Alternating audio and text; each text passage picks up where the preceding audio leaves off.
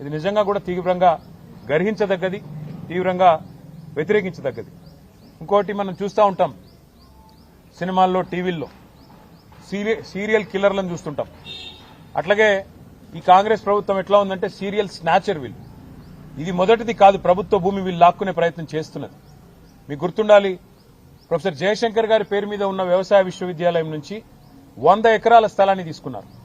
అక్కడ విద్యార్థులు మొత్తం పోరాటం చేసినా, ఆందోళన చేసినా, వారి ఉద్యమాన్ని అణిచివేసి 100 ఎకరాలు తీసుకుని అక్కడ హైకోర్టు కడతామని చెప్పి వారు ప్రభుత్వం వారు ఆనాడు కూడా స్వాధీనం చేసుకున్నారు. రాష్ట్రంలో ఎక్కడా భూమి లేదన్నట్టు విశ్వవిద్యాలయం మీద పడి ఆ ల్యాండ్ గుంజుకున్నారు. ఆ తర్వాత హైదరాబాద్ సెంట్రల్ యూనివర్సిటీలో కూడా ఇదే రకమైన రియల్ ఎస్టేట్ దందా, ఇదే రకమైన రియల్ ఎస్టేట్ వ్యాపారం అక్కడ కూడా చేసే ప్రయత్నం చేసి 400 ఎకరాలు అక్కడ మరి యూనివర్సిటీ భూమిని కూడా తీసుకునే ప్రయత్నం చేస్తే చివరికి సుప్రీంకోర్టు చీఫ్ జస్టిస్ ఆయన స్వయంగా బీఆర్ గవాయి గారు, ఆయన గ్రీన్ బెంచ్ కూడా ఆయనే చూస్తారు కాబట్టి సువమోటోగా ఆయన తీసుకొని ఆదేశాలు ఇచ్చేదాకా వీళ్ళు ఇక్కడ రాష్ట్ర ప్రభుత్వం పట్టించుకోలేదు, కేంద్ర ప్రభుత్వం కూడా పట్టించుకోలేదు. సెంట్రల్ యూనివర్సిటీ భూమి అయినప్పటికీ కేంద్రము స్పందించలేదు. ఇక్కడ రాష్ట్రం అయితే ఒక రియల్ ఎస్టేట్ బ్రోకర్ చేతిలో ఉంది కాబట్టి రాష్ట్రం ఎట్లాగూ వాళ్లే హరాస్మెంట్ చేస్తున్నారు కాబట్టి వాళ్ళు స్వయంగా పట్టించుకోలేదు. కానీ సుప్రీంకోర్టు ఇన్వాల్వ్ అయిన తర్వాత నిజంగా ఒక బాధాకరమైన సంఘటన జరిగింది. సుప్రీంకోర్టు ఇన్వాల్వ్ అయ్యి ఒక సెంట్రల్ ఎంపవర్డ్ కమిటీని వేసిన తర్వాత ఆ కమిటీ చెప్పింది స్పష్టంగా 10,000 కోట్ల కుంభకోణం ఇందులో జరిగింది, దీన్ని విచారించండి అని కేంద్ర ప్రభుత్వానికి సిఫారసు చేసింది central empowered committee. Appoint special investigation team అని చెప్పింది. కానీ ఎందుకో మరి బడే బాయ్ చోటే బాయ్ రిలేషన్ కావచ్చు, ఇంకోటి కావచ్చు, ఇంతవరకు కేంద్ర ప్రభుత్వం ఎలాంటి చర్య కూడా తీసుకోలేదు, ఎలాంటి ఇన్వెస్టిగేషన్ కూడా ప్రారంభించలేదు. 10,000 కోట్ల కుంభకోణం కాంగ్రెస్ గవర్నమెంట్ చేస్తే ఇవాళ బీజేపీ గవర్నమెంట్ దానికి వత్తాసు పలుకుతా ఉంది. ఇది ఎందుకు చెప్తున్నా నేనంటే, ఒకవేళ హైదరాబాద్ సెంట్రల్ యూనివర్సిటీలో కనుక కేంద్ర ప్రభుత్వం గట్టిగా యాక్ట్ చేసి ఉంటే రాష్ట్ర ప్రభుత్వం ఈరోజు ఈ దాష్టికానికి ఒడిగట్టే పరిస్థితి ఉండేది కాదు. ఈరోజు ఇండియన్ స్కూల్ ఆఫ్ బిజినెస్ వాళ్లకు నోటీస్ ఇచ్చారు, అక్కడ కూడా 100 ఎకరాలు తీసుకునే ప్రయత్నం చేస్తున్నారు. ఇక్కడ మౌలానా అబుల్ కలాం ఆజాద్ యూనివర్సిటీకి నోటీస్ ఇచ్చి ఇక్కడ 50 ఎకరాలు లాక్కునే ప్రయత్నం చేస్తున్నారు.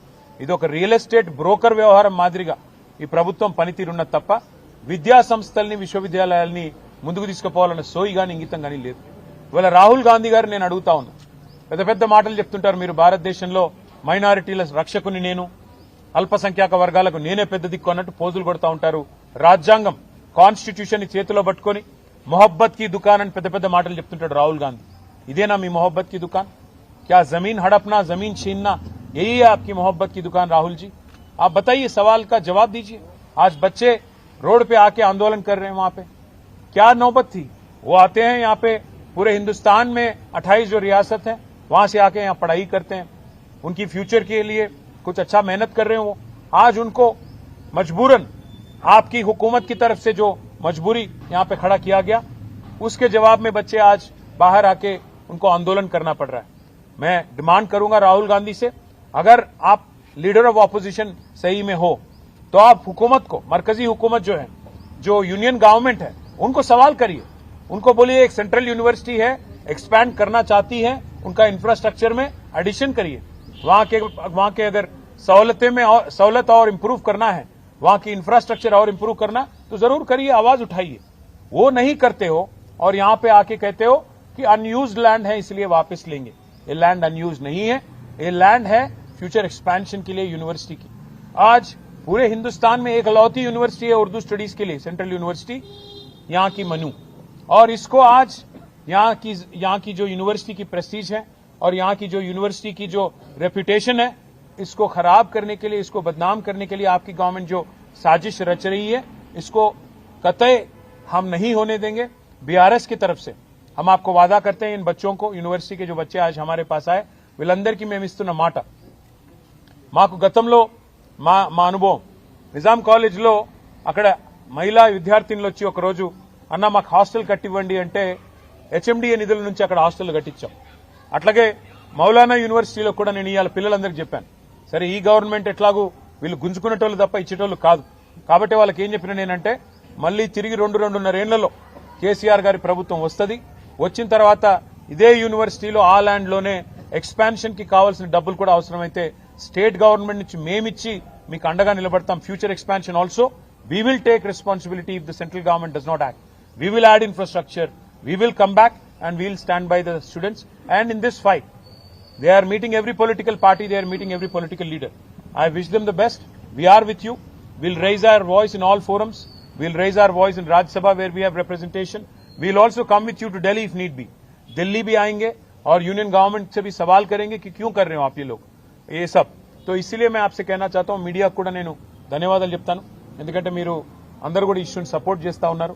సెంట్రల్ యూనివర్సిటీలో ఎట్లా అయితే ఈ ప్రభుత్వం భూములను గుంజుకునే ప్రయత్నం చేసిందో, ఇక్కడ మౌలానా ఆజాద్ యూనివర్సిటీలో కూడా అదే రకంగా భూములను లాక్కునే ప్రయత్నం చేస్తున్నది. ఉన్న ఒకే ఒక్క ఉర్దూ స్టడీస్ కి సంబంధించిన యూనివర్సిటీ మీద ఈ రకంగా కన్నేయడం ప్రభుత్వానికి మంచిది కాదు. ఇండియన్ స్కూల్ ఆఫ్ బిజినెస్ కూడా ISB is a top business school in the country. దాని నుంచి కూడా నేను తీసేసుకుంటాను land. HCU one of the topmost universities of the country, అక్కడి నుంచి ల్యాండ్ తీసుకుంటాను అంటే ఒక రియల్ ఎస్టేట్ బ్రోకర్ ముఖ్యమంత్రి అయితే ఎట్లా ఉంటుందో పిల్లలు చెప్తున్నమాట. ఒక రియల్ ఎస్టేట్ బ్రోకర్ ముఖ్యమంత్రి అయితే ఎట్లుంటుందో ఇలా ఈ ప్రభుత్వ వ్యవహారం అట్లా ఉందని వారు చెప్తా ఉన్నారు. దాంతో పాటు నేను ఇంకొక మాట కూడా మీకు గుర్తు చేస్తా ఉన్నాను. రాహుల్ గాంధీ గారు 2.5 ఏళ్ల కిందట అశోక్ నగర్ లో ఛాయ్ అడ్డా మీద కూర్చొని పోజులు కొట్టుకుంటా మాటిచ్చిండు. 2 లక్షల ఉద్యోగాలు ఇస్తా, మీరు 2 ఉద్యోగాలు తీసేయండి, కేసీఆర్ది కేటీఆర్ది, 2 లక్షల ఉద్యోగాలు మొదటి సంవత్సరంలో ఇస్తా అని మాటిచ్చిండు.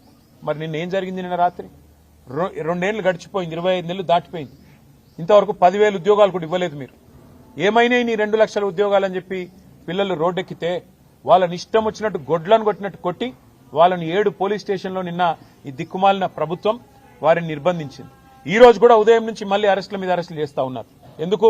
ముఖ్యమంత్రి గారు అక్కడేదో బట్టల షాప్ ఓపెనింగ్ పోతున్నట్ట, దానికోసం ఆ రోడ్డెంబడబోతుంటే ఎక్కడ ముఖ్యమంత్రికి అడ్డం వచ్చి నోటిఫికేషన్ లేవి అని నిలదీస్తారు, ముఖ్యమంత్రిని దిగ్బంధం చేస్తారన్న భయంతో ఇలా పోలీసులను అడ్డం పెట్టుకుని ఈ ప్రభుత్వం బతుకుతా ఉన్నది. మరి ఇంత చేతగాని సన్నాసి రాహుల్ గాంధీ ఎందుకు మాటిచ్చినావు? 2 లక్షల ఉద్యోగాలని చెప్పి ఎందుకు డైలాగులు కొట్టినావు? ఎందుకు పోజులు కొట్టినావు? ఎక్కడ పోయినాయి నీ 2 లక్షల ఉద్యోగాలు? ఇవాళ ప్రజలు అడుగుతున్నారు, మా పిల్లలు అడుగుతున్నారు. దమ్ముంటే సమాధానం చెప్పు. 10,000 ఉద్యోగాలు ఇవ్వకుండా ఇక్కడ భూములు గుంజుకుంటావు, యూనివర్సిటీ దగ్గర ఇస్తానన్న ఉద్యోగాలు ఇయ్యవు. ఈ రకంగా తెలంగాణ యువతతో, భారతీయ యువతతో కాంగ్రెస్ ఏదైతే డ్రామాలు ఆడుతున్నదో దీని అందరూ కూడా గమనించాలని కోరుతూ, ఈ భూముల విషయంలో ఖచ్చితంగా బీఆర్ఎస్ పార్టీ పూర్తి స్థాయిలో పిల్లలకు